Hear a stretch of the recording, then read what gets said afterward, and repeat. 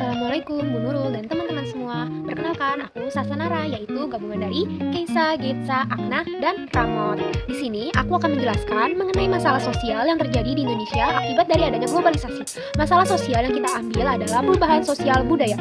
Dapat kita ketahui bahwa globalisasi dapat mempengaruhi perubahan tata nilai sosial budaya, cara hidup, pola pikir, maupun ilmu pengetahuan dan teknologi dari bangsa lain yang telah maju. Selanjutnya, kami Sasanara akan menjelaskan secara detail. Simak terus ya.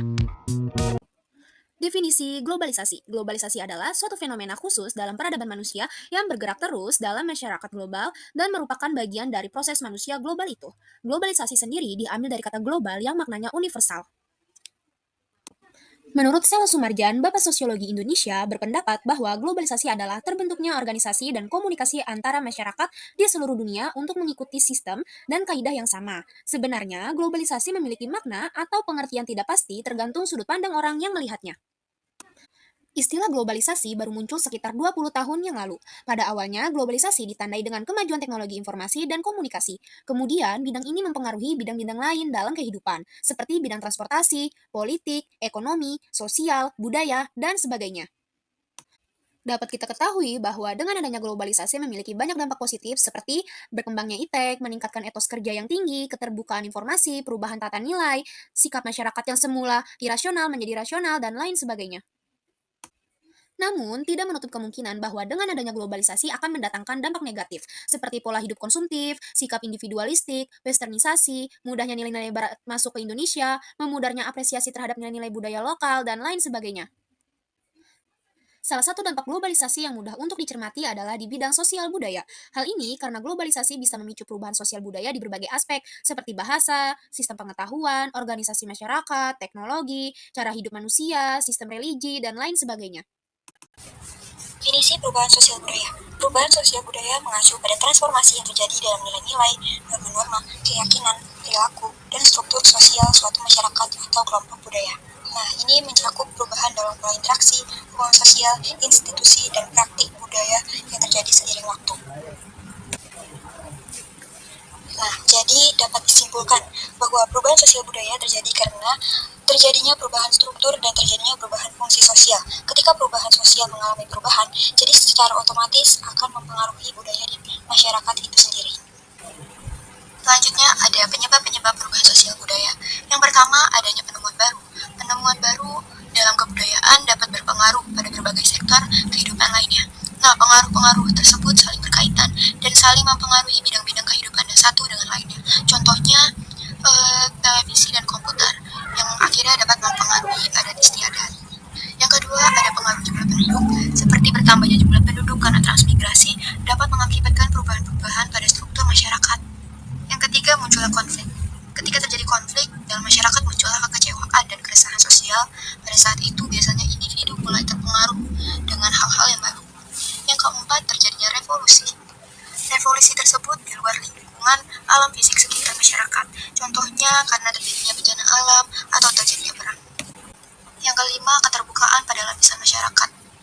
Nah, tipe masyarakat seperti ini memberikan dua pengaruh, yaitu keterbukaan dan open mind terhadap hal-hal baru sehingga lebih update. Satu sisi, jika lapisan masyarakat tidak memiliki dasar nasionalisme yang tinggi, maka budaya lama atau leluhur kita akan hilang. Yang keenam, ada motivasi berprestasi.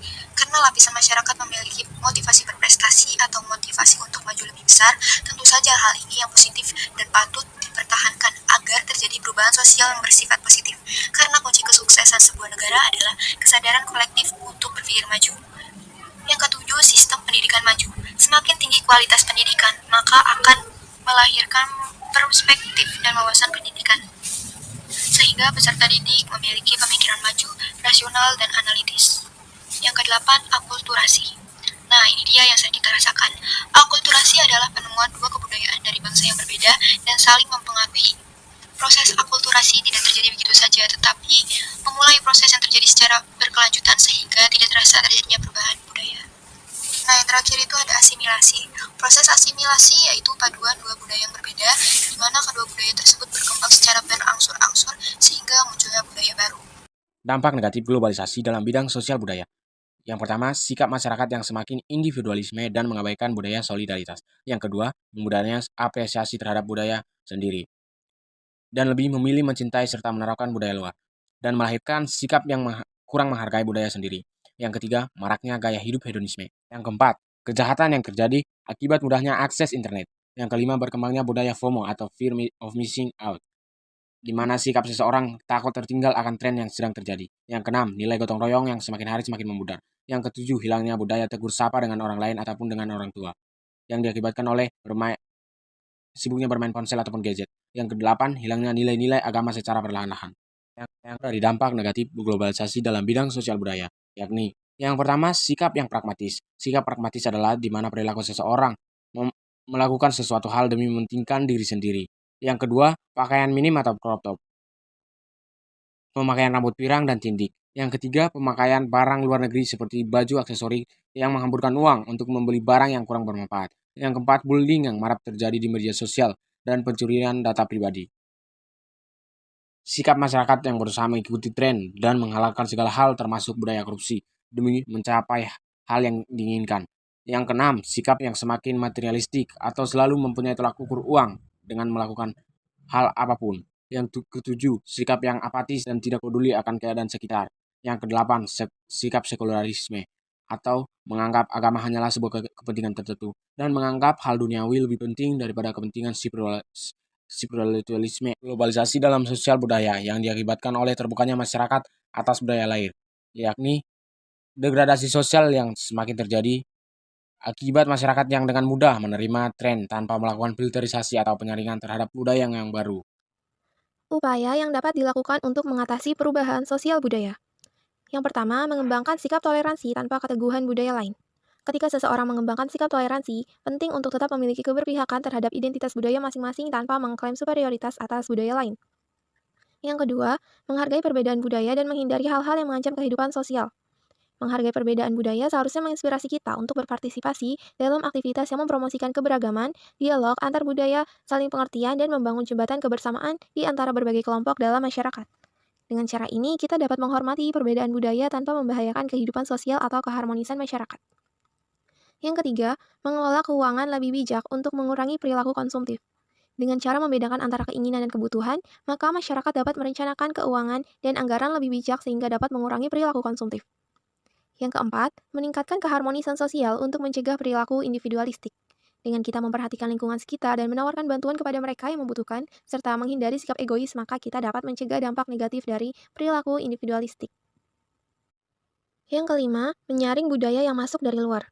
Tentunya, kita perlu memahami budaya sendiri dengan baik, sehingga kita bisa membedakan antara apa yang konsisten dengan nilai dan identitas budaya lokal, dengan apa yang mungkin bertentangan atau tidak sesuai.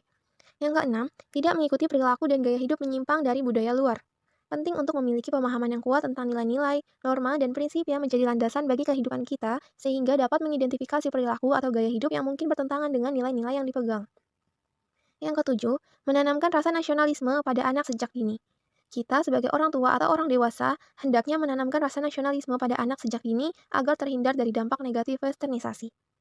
Yang kedelapan, mencintai dan membeli produk nasional. Mencintai produk dalam negeri bukan hanya tentang mendukung ekonomi lokal, tetapi juga mendukung identitas budaya, inovasi, dan pertumbuhan yang berkelanjutan bagi suatu negara.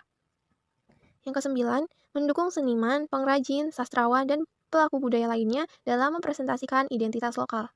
Dengan mendukung seniman dan pengrajin budaya lokal, kita tidak hanya mempertahankan warisan budaya, tetapi juga membangun fondasi bagi pertumbuhan kreativitas, identitas, dan ekonomi di dalam suatu masyarakat. Oke, itulah penjelasan dari kami mengenai perubahan sosial budaya yang merupakan masalah sosial yang terjadi akibat globalisasi. Semoga apa yang kami sampaikan dapat bermanfaat bagi kita semua. Assalamualaikum warahmatullahi wabarakatuh. Sekian dan terima kasih.